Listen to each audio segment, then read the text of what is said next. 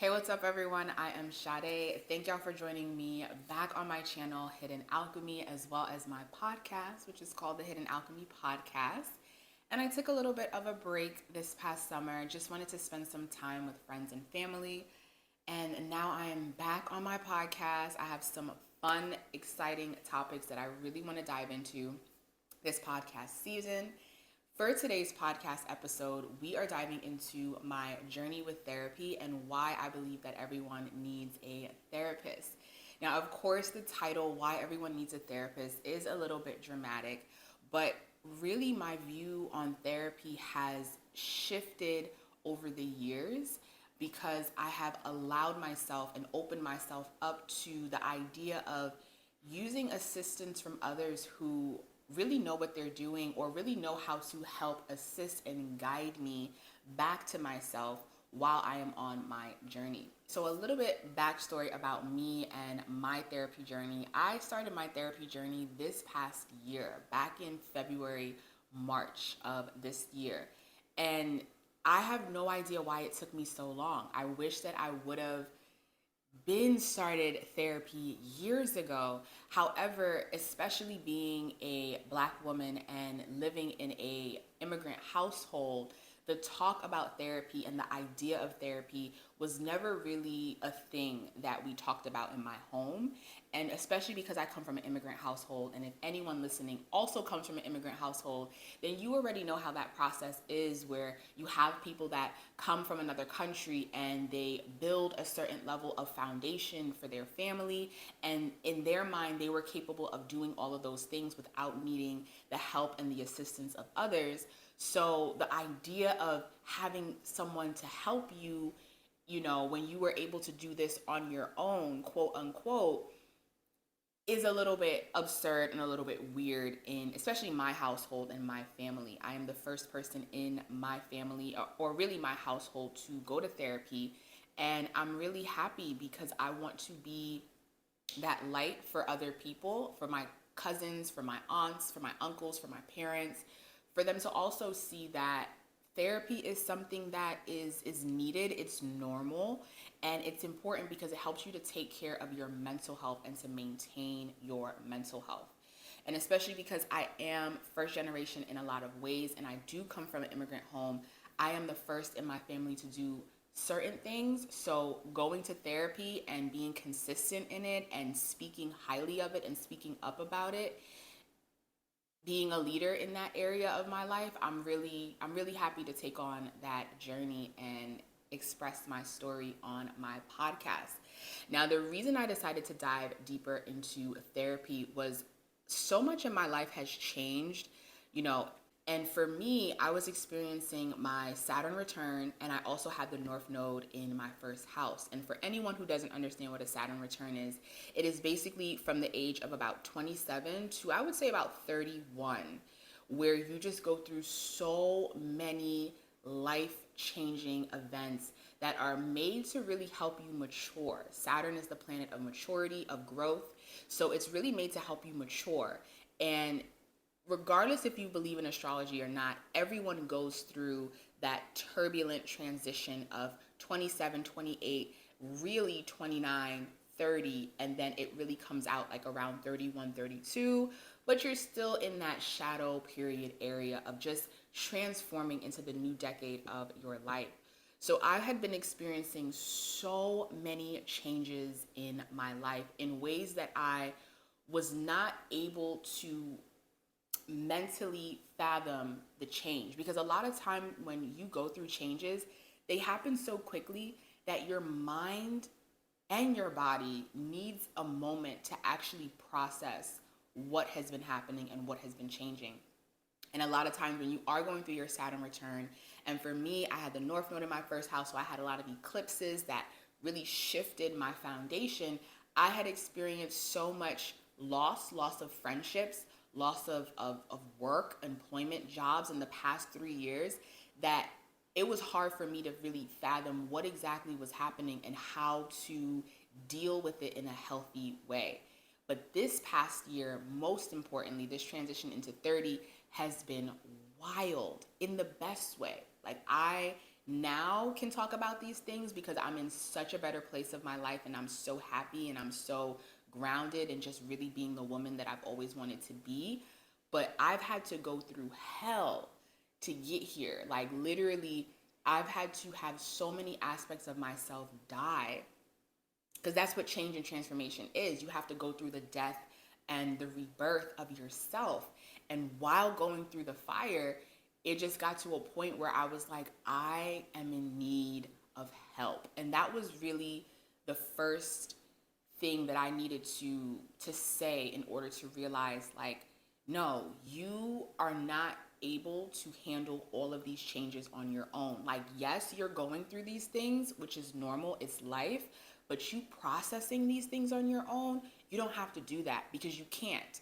And that's another thing. When you go through change, and a lot of times when you go through traumatic change, like this past year for me, I went through so much change pertaining to my father and I. Our relationship has shifted completely because of growth, because of death, aspects of my personality dying, aspects of his personality dying, and us having to really view each other as new people. So I consider that a traumatic experience, because imagine having a one way of viewing someone for 30 years, and then something happens where you have to make a complete 180 change of how you view that parent. And I especially feel like when you go through things with your parents, when you go through things with anyone, but when you go through things with family and your parents, most of our lessons and our pain comes from our family and our parents. That's just the reality, right? So when you go through change like this, it alters your entire perspective, because your entire life changes, because that's your parent, especially if you grew up with that parent. And for me, it was such a shock to the system what I was experiencing and what I went through, that I knew in that moment, on top of every other change that I was going through this past year, I was like, oh, I need help. And when I opened myself up to be vulnerable and to really allow myself to be seen, I would definitely say in that moment when there was just so much happening and I literally, like, my mind was just spinning, I allowed myself to be seen. I allowed people to witness me in a very dark place. Not everybody, of course, but people that were close to me. And not only people that were close to me, a lot of my students, because I am a yoga meditation teacher and I work in the healing industry. And it is a little hypocritical to hold so much space for people, through their healing journey. But then when I'm in a space of need, I'm hiding or masking what's really going on. So because I had built such beautiful relationships with a lot of my students, when I was in that dark moment, I allowed myself to be vulnerable and to be seen in that darkness. And because I opened myself up, then I was able to receive the help that I needed. So that's definitely one of the first things I would really say about starting a therapy journey, is realizing that you're not okay, and that you not being okay is okay. I think we tend to feel that we need to be these perfect beings, and we need to look perfect, and we need to appear. And I know for me, growing up as a dancer, I've just always understood grace. I think dance helps you with that, and I appear very graceful. But there was so much happening in my life where I was like, I don't care about how I appear. I want to showcase how I'm really feeling and what's really going on, and be very honest with myself so that I can receive the help that I need. And that's really the first step, is getting rid of guilt and shame about just going through some hard shit and needing help, right? And there's so much stigma on the idea of help. And I was just at a place where I was just in a dark place. And I said, I can't, this is not me. I'm a very optimistic person. I'm very bubbly naturally. So when I was in that dark spot, I was like, nah, I really have to take care of myself. And it was through that vulnerability and honesty, I had a conversation with a girlfriend of mine who I love dearly. And we have known each other for years, and I've seen her through a lot of things in her life. And I was just telling her, we were catching up one day, and I was like, girl, like, this is what's going on. and I really need some assistance. And she referred me to her therapist, and she was like, this is a therapist that I've been going to. I love her. She was raving about her. And I guess for me, my prerequisite, because you have to figure out, if you're starting your therapy journey, you got to kind of figure out, okay, do you prefer male, woman? For some people, it might not matter, but I knew for me, I needed it to be a woman, and I needed it to be an elder woman. I needed it to be somebody that had more years on me, that could actually see me go through things and say, girl, you gonna be fine in a year, or that could really understand what I was going through. And I needed her to be a woman of color, because when you're going through something really traumatic in your life, or just any change in general, whether it's traumatic or not, for me, it's really important to be able to relate so that I don't have to take time to over explain certain things. So I already knew those were my two prerequisites. It needs to be a woman of color, and three prerequisites, and a woman that was older, much older than me, so that I could just have, an elder guide me. And she referred me to her therapist, and I literally sent her therapist an email. We ended up talking, communicating, and having our first call, and it just happened because I was open to it. I was honest that I needed help through my transitions. And that's another thing about therapy. Just because you're in therapy doesn't mean you're going to be in the therapy session as consistent as you go forever. But sometimes when you are going through some wild stuff, you just need that support, maybe every day or maybe twice a week. For me, I felt the most comfortable with once every week, once every other week. So twice a month basically, and sometimes once a month.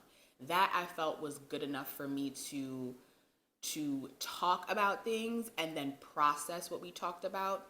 And sometimes she would give me homework, so I would get to have some time to just reflect and dissect things without feeling rushed for our next session. And also, because it was my first time ever going to therapy, I had to get used to the idea of talking to a complete stranger about things that were going on in my life. And that's another thing. If you grow up, especially in a Black home or an immigrant home, we like to keep everything in the house. So the idea of and this could be for anyone, but I'm just talking about what I relate to. You keep everything in the house. So the idea of telling a stranger what's really going on, that took time for me.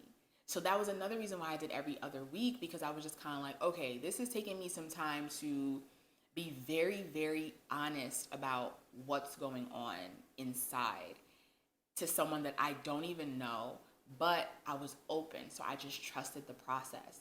And to be honest, if you're paying to go to therapy, it makes no sense to waste money by lying, because it's just like, I'm paying money. I want to make sure I'm getting my money's worth. So I'm going to talk about things. Now, I will be honest. There were times where I would be going through something and I'd be like, I don't feel like talking about this, but it's just like, but that's the point. Go and just get it over with. And then I would just feel so much better after.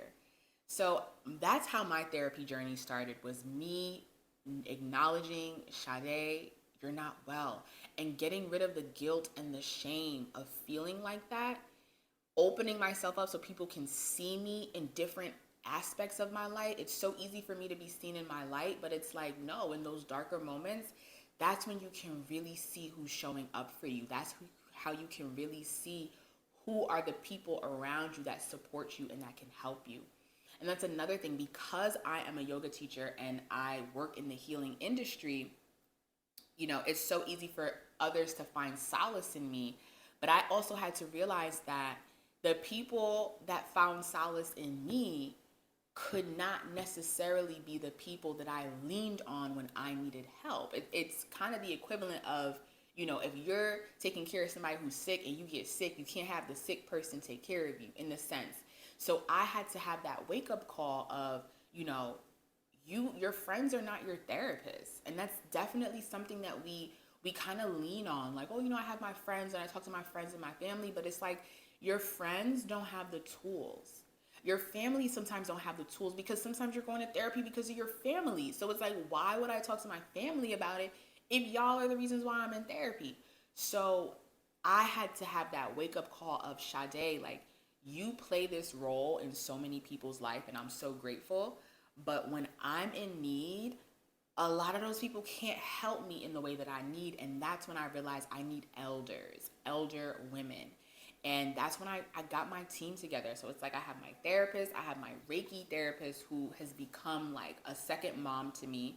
I have my acupuncturist, I got my herbalist, I have my whole team, because that moment of being in a dark place made me realize like you can have all the friends in the world, but you need people that can actually help you, right? Because support is great, but are we growing in our mental health? Are we growing in our spiritual health and our emotional health? Are we cleansing? Are we cleaning? Because a lot of times we feel comfortable with our friends, but just because we're comfortable doesn't mean we're growing. And that's when I was like, yeah, I need elders and I need people who have been doing this for a long time, because I'm a student. I'm really young. So it's like I'm a student right now. So I have to lean on those folks for support. So that's how that all started for me. And I swear to you, literally my first therapy session, I cried like 5 minutes in. It took no time. I was just like, I was so happy to finally be there. And I was like, I'm ready to get straight to the point. And that was another reason why I had reached out to a friend, because there's so many ways that you can find your therapist, right? Like you can go through the process of interviewing different therapists to see who works for you. I found that process a little bit traumatizing, because I was like, I don't have the time to keep talking about the same things until I can find someone. It's like dating. It's literally like speed dating for a therapist. I was like, I don't have the time to keep repeating the same trauma until I can find the right therapist. I was like, no, that is giving me a little bit of anxiety. So I reached out to a friend that I trusted and that I've seen go through some stuff. And I'm like, well, if her therapist is doing great for her, then her therapist is going to do great for me. And that's literally how I made the choice. So it was such a seamless process. And I was ready to get straight to the point. I was like, listen, I'm a little bit nervous to do this, but I know the best way out is through. So let's just go right in. Don't worry about my favorite color. Don't worry about my favorite show. I want to get straight to the nitty gritty of why I'm here. So my first session, I was already in tears. I was just like, oh my gosh, like what's going on in my life? Very open, very open. And we were able to build that relationship, because it takes time to build a relationship with your therapist. Me, I'm a very relational type of person, and I'm very intimate and I'm very deep.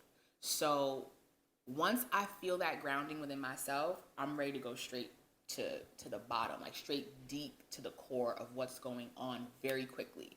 And we were able to really build a relationship pretty fast, especially because I went every other week. And it worked for me the every other week, to the point that there would be some times where she would be on vacation and I'd be like, so who am I supposed to talk to this week? Like, but in any case, we really built a relationship, and I built I think the level of trust within myself. I would not go as far as saying trust in my therapist. I just am a firm believer of like that trust should always come from self. But I just built a lot of trust in myself of like, I made the right choice, and I'm ready to just be open and just see what happens from this. And it has been such a beautiful experience, such a beautiful experience. And I'm really proud of myself, and I'm proud of the way that I inspire other people to go to therapy. I talk about therapy a lot with my friends and with my family now. You know, I feel like I wear my therapy badge like a purse, and the reason is because we are all worthy of guidance. You know, a lot of times it's like when you grow up in school, you have your guidance counselor, right? I had guidance counselors and I loved guidance counselors. And then in undergrad, I had like my professors who a lot of them became my mentors. But it's like after you graduate from college, if you do go, or after you reach like a certain age, it's like you don't have that assistance anymore. Nobody gives that to you. It's like everybody just tosses you out into the world and you're like, figure it out. And the reality is that nobody has life figured out. And if anyone tries to sell you that dream that they have it figured out and their life is perfect, they're lying, and they need therapy, because nobody has life figured out. Everyone is figuring things out as they go. But we are all worthy of guidance, and we are all worthy of assistance, because that's what we're here for. That's the point of having billions and trillions of people around you, is so that you don't have to do everything on your own. There's some things that you do need to be in sovereignty with. And then there's times where you really need help and you really need to ask. And that is why I say, everybody needs a therapist, but it's really me saying everybody is worthy of help and guidance and assistance when they are in that stage of their life, because it's normal and it's going to happen to everyone. You're in a stage of your life where you're at a crossroads because you've never done this before. Or you might have done it in a previous lifetime, but you might not remember. So you're like, I'm at a crossroads and I really don't know what to do. And when you're around people that are in the same age group, y'all are all going through similar stuff. So sometimes it's like you can't really lean on your friends necessarily to an extent, because they're experiencing the same things and trying to figure it out. So having a therapist that can really guide you back to yourself. I would say my therapist helps me to ask myself certain questions. Like, she'll ask questions that guide me back to myself. And I'll sometimes try to say, like, what are your thoughts? And she just sneakily knows how to guide me back with that question back to myself without even saying what her thoughts are, which I think is very important, because I personally feel like my therapist is not here to tell me how to do life. No.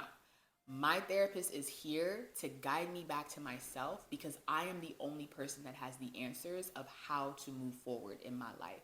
And I think that is a connotation that especially we have in the Black culture pertaining to therapy, is like, the idea of telling your secrets, telling your business, but also having somebody else tell you what to do. And I'm like, I hope you don't have that experience, but that's not the point of therapy. It's so that you can start to ask yourself certain questions, so that you can have a better understanding of yourself. And now, like, having this better understanding of my emotions, my mental health, I would definitely say in therapy, a big topic that was brought up was guilt and shame, especially because a lot of the topics I was talking about was pertaining to family and things I was experiencing. Sometimes we can feel this guilt and this shame of why we feel a certain way or how we feel. And that has to be dissected, because a lot of us feel so guilty about what we go through that we end up not taking care of it, because we don't want other people to look at us or feel some type of way. But it's like, why can't I be in my truth? Why can't I feel the way I feel and know that it is okay for me to feel that, and that it is okay for me to dive a little bit deeper into why I'm feeling this way, and then most importantly, setting the right boundaries. That has been one of the greatest things I've learned through my therapy journey, is setting boundaries. And you can only set boundaries for yourself when you understand yourself. And it takes time to understand yourself, because we are surrounded by so many distractions. We are surrounded by so many people. And solitude has really saved me this past year. And these past few years, I've been a person that has had to learn the importance of solitude, I would say, for the past 7 years of my life. Being that I come from a parent who loved to be around people a lot. And now that parent, I'm like being so secretive of which parent it is, but that specific parent is a lot more comfortable now in solitude because of circumstance. And that is something that I had to learn for these past 7-8 years. So therapy helping me to understand myself on a deeper emotional level, along with the solitude that I needed to process everything, is like, yeah, now I know how to take care of myself. I feel like we think taking care of ourselves is by, buying certain things and having certain things like resources, which is very valid and very important. But they don't really teach us the importance of taking care of your mind, because at the end of the day, your mind is all you have. And when I was going through the trenches, I felt like I was losing my mind. And that's when I was like, oh no. Because if I lose that, then everything in front of me is gone, right? Because we're only making decisions and choices from our mind and from our emotions, right? Which stem from the mind. So learning how to harness your mind through meditation, through a yoga practice, But also, those are things you do on your own, but get help, incorporate, a healer in some way. It could be talk therapy, it could be Reiki, it could be acupuncture. There's so many ways that you can incorporate other people who have these modalities as a gift to help you heal, on top of you healing yourself, because you need people. And being in my therapy sessions, it helped me to learn how to set the proper boundaries so that I can better take care of myself. Because the point of therapy is not so that you can be there for the rest of your life, right? Even though I really do enjoy having like a therapist on call. I think that that's good. But the point is so that you don't have to be there for the rest of your life. So you have to learn, what are these tools that I need so that I can better take care of myself. Setting the right boundaries, being honest and not feeling any guilt or shame about whatever emotion you're feeling, whether that be anger, whether that be sadness, whether that be joy, whether that be disappointment, and learning the varieties of emotions that we feel. Most of us either feel happy or mad, but it's like, no, there's deeper levels and layers to how you feel. You just got to dissect it so that you can deal with it and then move better and make better choices and decisions in your life. Because that's really what it is. It's just to make better choices and decisions as you get older. And there's no blueprint. Everyone's life is different. And something that my meditation teacher taught me in our training was like, nobody is spared from life. Nobody is spared from their karma. So we will always have to experience major challenges, major events, major life shifts. That's a part of the process. But when you have the right tools to help you through, it makes the process manageable. I'm not even going to say it makes it easier, but it makes it manageable, because now you're able to take care of yourself through that process. And that's what therapy really taught me too, is like, it's nobody's obligation to take care of me but myself. None. So if my emotions are off, if my mind is off, if my spirit is off, it's like, it's on you, especially as you get older. So it's so important to just get rid of, it's 2023. I'm so happy that mental health is a big topic of discussion, because it's just so important to get rid of these stigmas and just these negative ways that we feel about ourselves for being human. Like, it is okay to be human, and it is okay to not be okay.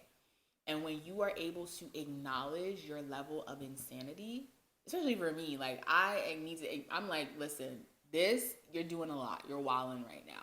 You're wilding. You need to pull it back. When you're able to acknowledge that about yourself, that's when you save yourself.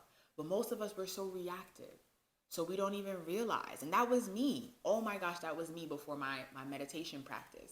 So I'm just really happy that we live in a time now where mental health is such a major topic, because if you don't have your mind, you really don't have anything.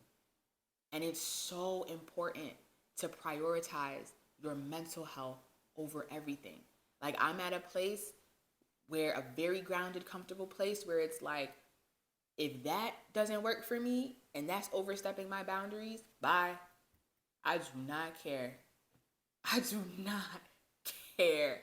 I am literally like, I know what it feels like to feel like you're losing your mind. So I don't ever want to purposely put myself there, right? I'm going to make the right decisions that are in alignment with my boundaries. And I'm not going to have any guilt or shame about it either.